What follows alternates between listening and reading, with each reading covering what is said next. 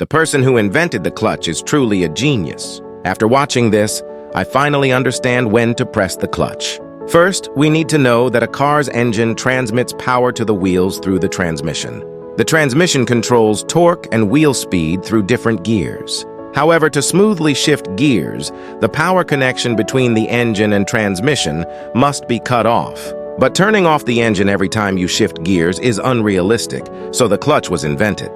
The core components of the clutch include the flywheel, clutch disc, pressure plate, springs, and housing. The flywheel is directly connected to the engine's crankshaft, providing rotational power. Next is the clutch disc, which is covered with a high-friction material on its surface. When external force presses it against the flywheel, the friction causes the clutch disc to rotate with the flywheel. The clutch disc is connected to the input shaft of the transmission, transmitting power to the transmission. The engagement between the input shaft and the clutch disc can move side to side to accommodate the movement of the clutch disc under external force. To further ensure smooth power transmission, the clutch disc has a built-in damping system. So where does this external force come from? That's where the pressure plate comes in. The pressure plate applies force through a spring between it and the housing and is bolted to the flywheel. This pressure presses the clutch disc tightly, allowing friction to transmit power to the transmission.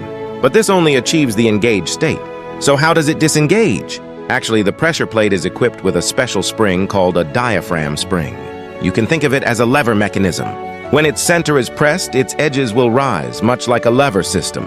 We use this feature by connecting the edge of the diaphragm spring to the pressure plate and fixing the diaphragm spring to the housing as a pivot point. When the center is pressed, the edge lifts the pressure plate, separating the clutch disc from the flywheel and cutting off power transmission.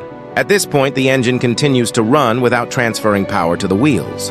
The pressure applied to the diaphragm spring center is created by the hydraulic system when you press the clutch pedal.